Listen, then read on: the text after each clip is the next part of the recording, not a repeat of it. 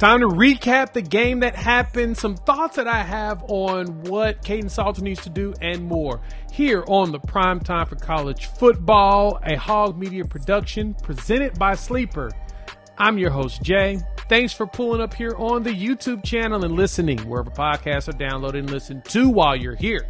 Please wipe your feet, like, subscribe, rate, review, and give us 5 stars. You don't think we deserve it? Go ahead and give us 5 anyway. And gift it. So on today's episode of Primetime for College Football Podcast, we're going to dive into a few topics from this past weekend. After now, we got some time to settle, like what's up with Pat Shurmer? I know a lot of people want the OC gone, and I might be inclined to believe you. What's up with the defensive line? That run defense was bad, but I think there's some bright spots there. And we'll wrap things up with Kaidon Salter and what it looks like going forward. So we'll be forward thinking going forward here and talking through that. So thank y'all for pulling up. Check out our partners over at Sleeper, who's our presenting sponsor. Use the promo code PRIMETIME and you'll get an up to $100 match on your first deposit. Terms and conditions apply. See Sleeper's terms of use for details. All right, everybody. Yes. Game 1 is in the books. A lot of you are not happy. I understand, because I wasn't either. Watching the game, it made me ask a lot of questions of what exactly is going on with the Buffs. And so seeing some of the other OGs talk about it, I saw analyst William Gardner talking to Adam Mustatiger over on the Buffs Stampede after the game. And one of the things he pointed out is the Buffs doesn't feel like they have an identity. Like, we don't know who they are. We're still asking the question of what is this Buff squad going to be? Who are they going to be and what they're going to do? And I kind of agree and kind of get it. It did not feel like things were established in that capacity. But what you got at the start of the game was Folsom Field was rocking. I talked about this in my morning after, as well as when I went live right after the game. Stadium was rocking. The fans brought the energy that was needed. The play call, though, did not feel it. So, of course, fans have been losing their minds, and a lot of videos and stuff have been surfacing from the presser, people kind of feeling like Shurmer might be losing things. I don't know. I'm going to play a clip from when Jordan Seaton was there with Kaidon Salter, and it kind of felt a little, quote-unquote, shoddy, I guess you could say. I don't know, but we'll kind of get an understanding of that in just a minute. But when I went back and looked and rewatched the game a couple of times, one of the things that I was curious most about in the way this team was working is I want to understand more why we didn't get more from K-Salt on the run game. Prime talked about this also during the post-game presser, and that to me is probably the biggest piece that I was curious about. Why didn't we see more scramble plays? Why didn't we see more things kind of designed for him to run and move around? We did not get a lot of that at all. That, to me, is probably the biggest miss in this game.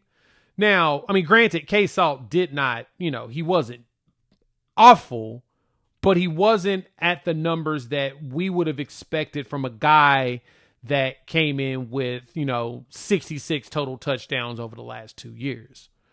You would have expected him to give you a ton more. He gave you 13 carries for 43 yards. Cool. 59 passing yards, swell. But with the talented wide receiver that we saw came in, that Coach Phillips and them had put together, you would have thought that he would have been launching that thing. And that's the crazy part, is that the offensive line was giving this man time. So I went and looked at the time to throw, and Kaidon Salter was one of the highest over on PFF. Like, he had time to go. And I'm wondering why Shurmer didn't kind of tweak that to make it to where he was kind of designing plays to where he could go leverage that. That's what a lot of fans felt.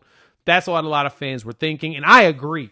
when I heard y'all talking about that, because that's kind of what it felt like to me, that Shurmer wasn't putting our guy in the best position to be successful in this game. Scott Proctor had posted this from the Denver Buffs reporter, and he posted this, that Dekalon Taylor, Trackhawk, had 12 snaps in that game. And in that game, 4 touches, 40 yards, which he had like a carry for 2, and then he had 3 catches for 38, which he was really good in the pass game. But you didn't see much more. Now, he did have a drop, and I'm thinking that's what got him pulled out of the backfield, especially if Marshall Faulk is handling those rotations. Like Micah Welch, to me, was solid. The run game looked a heck of a lot better than I thought. 146 yards rushing in this game. Not bad. 64 yards for Micah Welch at 5.8 yards a carry. Probably want to see a little bit more, but a lot of those yards were picked up on some big gains. Like he got a 22-yard gain.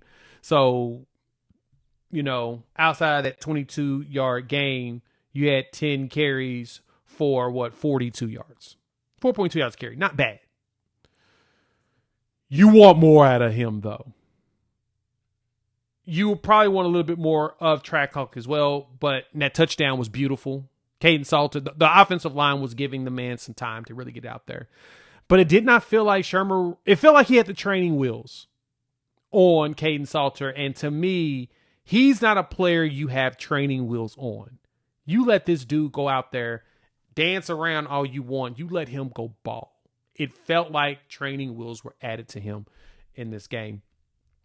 While at the same time, I need Kaidon Salter to throw with more anticipation. We'll talk about him a little bit later in the show, but I see why fans are coming out here with the pitchforks and everything on Shurmer. I get it. I get why there's a lot of concern around Shurmer going forward. I get why there's some pushback on maybe go with Byron Leftwich. Let him call some plays. I don't know about that yet because I'm not sure what his playbook is going to look like with these players. He wasn't there. He hasn't been there this entire time. Like, I think it was at Media Days in July where Prime said he was hoping that he would do the right thing and pull up.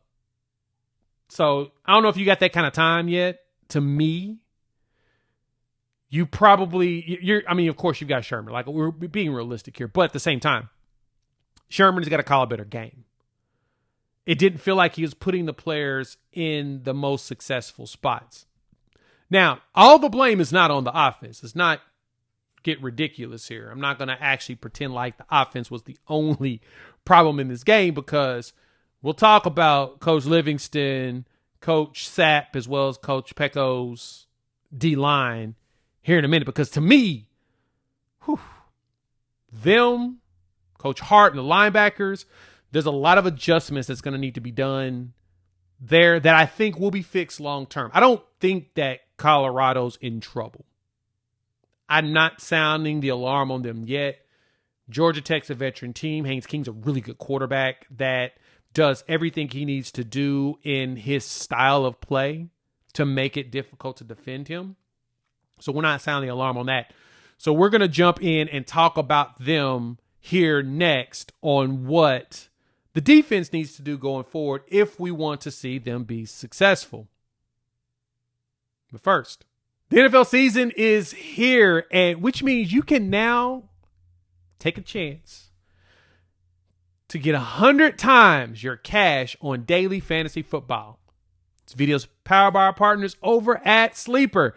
And with college football being back, football has never been more exciting than it is today with players in the NFL like a C.J. Stroud, Patrick Mahomes, Lamar Jackson, Baker Mayfield, Justin Jefferson, Shedeur Sanders. Even with your wide receivers out here is going to have some fun. Travis Hunter should have himself a huge year. And if you want to take advantage of that, you can pick on stats for those star players like touchdowns, passing yards, receiving yards, fantasy points, and more. And you can for up to 100 times payout on Sleeper. So get your picks right, and you could win big. And when I say big, 100 times is pretty big. So use our promo code as you see on the screen, PrimeTime, and you'll get up to $100 match on your first deposit. Terms and conditions apply. See Sleeper's terms of use for details, and know that Sleeper is in a lot of places right now. So check them out. Link in the description below, as well as use our code PrimeTime to get a $100 deposit match up to $100 on your first deposit. Now, let's dive into this defense, man. I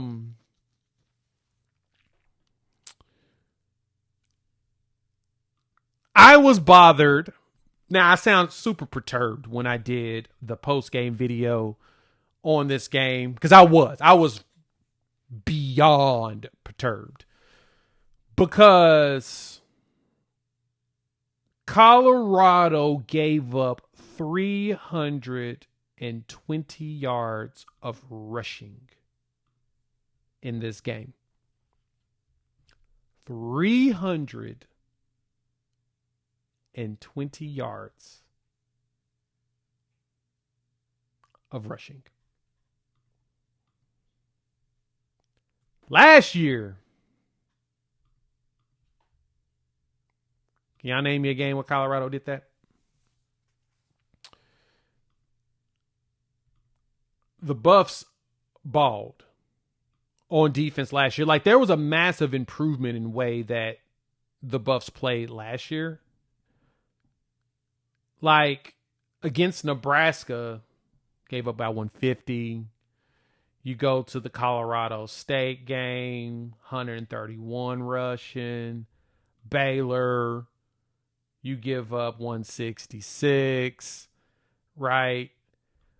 UCF, which is a running team, and I remember talking about them last year. I remember telling everybody in that game, I was like, I don't think that as much of a running team as UCF is, they're not going to be able to do the running like they want to. And RJ Harvey, who's a Denver Bronco now, so y'all are probably cheering for him, a lot of you there in Colorado, but they held them to under 200 yards, 177, which was way under the average that they played with, right?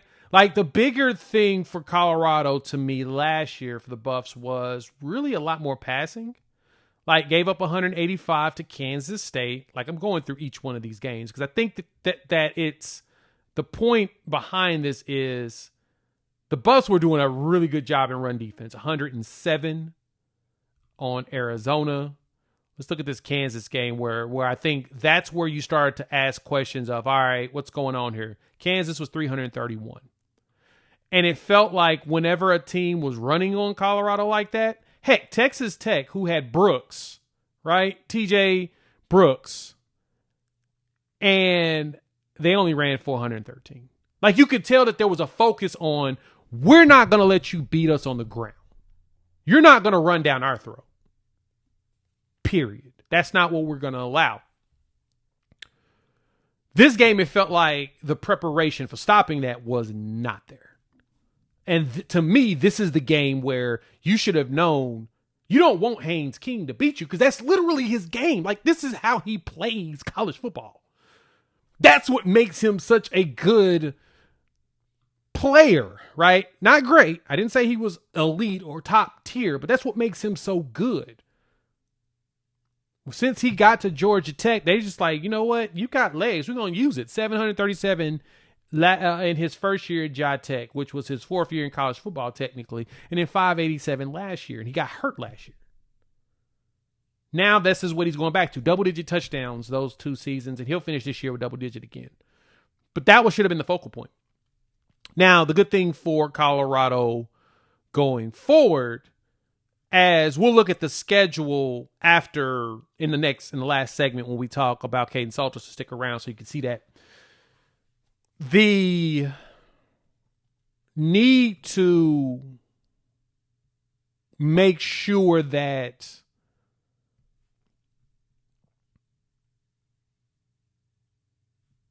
quarterbacks don't just run all over you will be critical in order to be successful in this conference. Because Haynes King ain't going to be the only one you're going to see that's going to be moving like that. Like, we're going to go through each one of them to wrap up things. But that's where the defense needs to get better. That defensive line, even though overall they did not grade too bad. Like, I'm going to say too bad because it wasn't too bad. But not as high as it should have been. The linebackers, to me, and I think this is what Coach Hart's going to have to really evaluate things here with them, and Coach Livingston's going to have to figure out how to shadow this is, the focal point to me should have been hitting Haynes King. Hitting him no matter what. Like, he's going to pump fake like he's going to throw it. Cool. Hit him. That is the dude that you have to, and this is no knock on the players, so don't please take it as that, but you've got to lock down and hit that dude regardless. That's where you got to discipline yourself down and boom, go for him. And it's okay. Do I think that this game is a determining factor for the season for the Buffs? I do not. Because I think the Buffs can bounce back 100% from this, and I don't think it'll be that hard for them to do when they go up against, starting with Delaware and moving on into Houston, etc., so on and so forth. Their season's not over. Let's put it that way. Week 1 gets you an idea of what you need to do. The question is what the adjustment's going to look like. My expectations, Kaidon Salter better show out. He will show up against Delaware. I don't think that's going to be a problem. The Houston game is going to be critical because it's on the road. That Friday night game is going to be huge. And if he goes out there and he plays the way that we expect K-Salt to play, the as Prime mentioned, that's going to be big. The defense is going to be the most important part of that game, though. Because Houston, they won their game 27-0. Connor Weigman likes to run.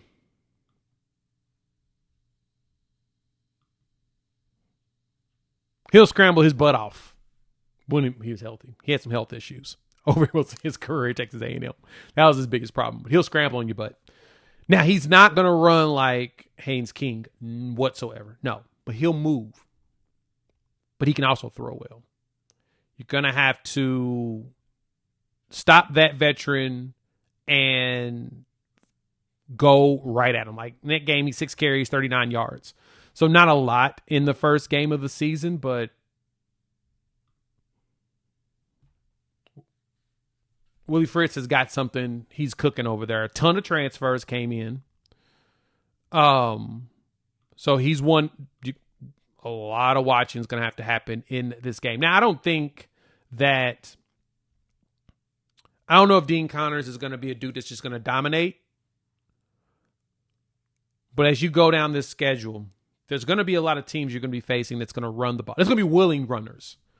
And to me, that's where the Buffs are going to need to make sure that they adjust their attack and go right for them. So let me know what y'all think. Hop in the comments. Want to hear your thoughts. All right. Let's talk about K-Salt and its final schedule, what the schedule looks like going forward, and how I think the Buffs can redeem themselves. But first, the NFL season is here, and which means you can now take a chance to get 100 times your cash on daily fantasy football. This video is powered by our partners over at Sleeper. And with college football being back, football has never been more exciting than it is today with players in the NFL like a C.J. Stroud, Patrick Mahomes, Lamar Jackson, Baker Mayfield, Justin Jefferson, Shedeur Sanders. Even with your wide receivers out here is going to have some fun. Travis Hunter should have himself a huge year. And if you want to take advantage of that, you can pick on stats for those star players like touchdowns, passing yards, receiving yards, fantasy points, and more. And you for up to 100 times payout on Sleeper. So get your picks right and you could win big. And when I say big, 100 times is pretty big. So use our promo code as you see on the screen, PrimeTime, and you'll get up to $100 match on your first deposit. Terms and conditions apply. See Sleeper's terms of use for details, and know that Sleeper is in a lot of places right now. So check them out. Link in the description below, as well as use our code PRIMETIME to get a $100 deposit match up to $100 on your first deposit. So the Buffs got some stuff to work on in this game coming up this weekend. Kaidon Salter is the number one. Now, this game is not going to tell you a lot.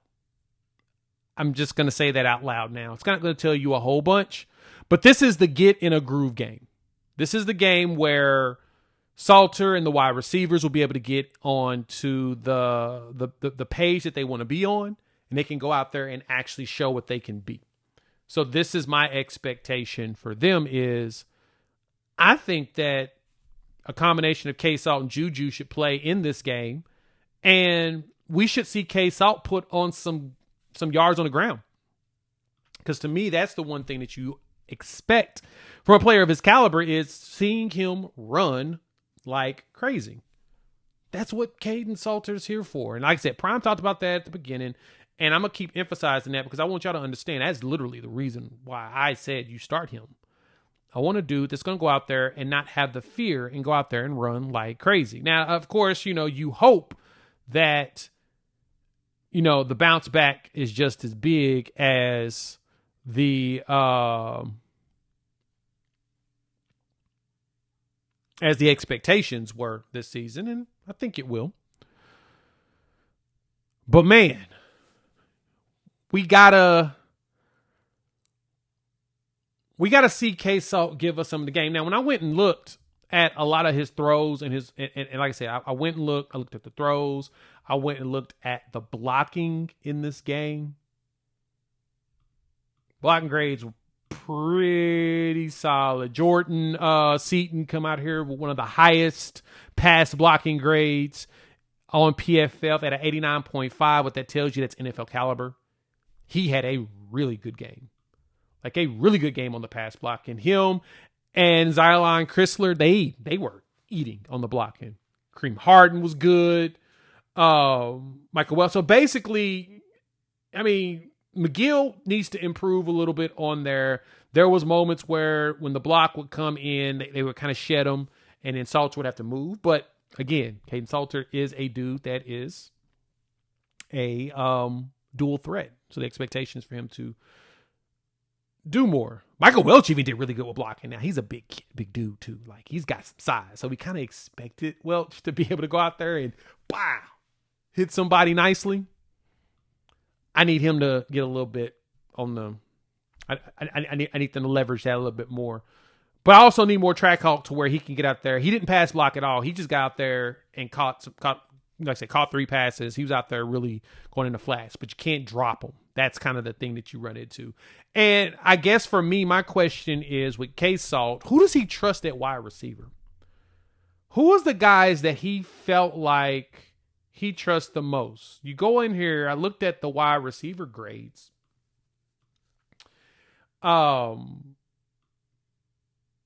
It did not feel like he trusted the receivers that much. Atkins had 2 targets, 2 catches, 18 yards. Hakeem Williams eventually got a little something, but he threw it to more running backs than he did wide receivers in this game, right? The targets, when I look at them, Draylon Miller led the team in targets. He had 6. We only ended up with 2 catches, 13 yards. And then he had a drop. Well, they credit him with the drop. But we got to get more passes toward Sincere. You got to get more passes to Joseph Williams. You had a solid amount. Let's put it that way. But you probably want to throw more to them. And I think K-Salt will figure that out. It's just going to be about timing. That's going to be the critical part, is how does he fix the timing with these guys?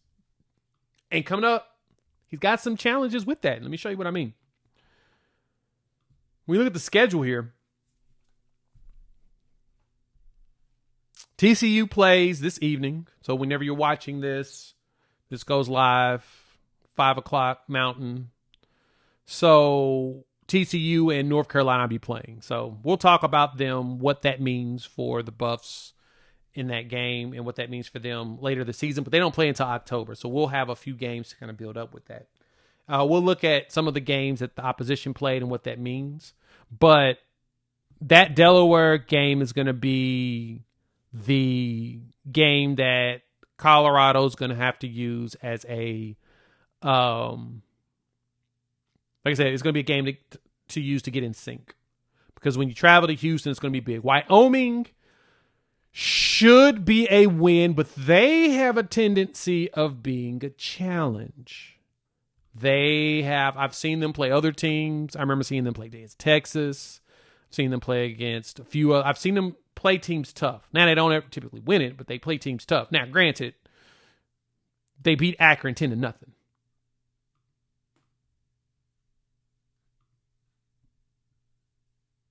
That's not the best, but they ran the ball.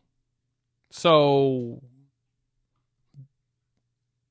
they're starting running back Sam Scott, 29 carries for 132 yards. So when you get through these four, and then BYU, which I'm really curious what BYU's actually going to be this year. Like, what are they going to turn into without Retzlaff at quarterback? And the good thing is that's a night game, so it's going to be should be a great atmosphere. Great atmosphere for everybody, but they destroyed Portland State 69-0. They are starting a true freshman at quarterback, so you got questions, but he didn't really do much. It was more so pitch and catch the entire time. They're going to run the ball a lot. Because they got a true freshman quarterback, they're going to run the ball a lot. So we have to have the expectation that the run defense is going to be better. So to me, these next 5 games, this is chemistry building, especially for Delaware and Wyoming. Houston's going to be a little bit of a challenge. I don't think they're going to be that great, but it'll be a challenge. But I really want to see how this team should walk into this BYU game at 3-1. And since BYU's at the crib, they should be able to pull off the W and make something happen. I just want to know what things are going to look like with Pat Shurmer calling these plays. I don't know. Y'all tell me what y'all think. Hop in the comments. Let me know your thoughts. All right. We'll appreciate y'all pulling up with us. We'll have the podcast coming out at least twice a week. We will dive into what we think the team needs to look like against Delaware. I'm going to hit up a guest and see if we can get him on to talk about this. So make sure you hit the like, subscribe, as well as the bell notification so that you don't miss any of the videos. Let me get with my boy Duke, see if I can get something with him tomorrow or sometime this week to talk what we need to do going forward. But I do not believe that the Buffs are done. I think the Buffs got just enough to get themselves going forward. So don't stress out, Buffs fans. It ain't over. The world ain't going to come to an end. It'll be just fine. So we appreciate it. And make sure you check out Sleeper. Use our promo code PrimeTime for a match of $100 up to $100. Terms do apply, but check them out. Get you hooked up as they are the presenting sponsor of the channel. And we'll talk soon.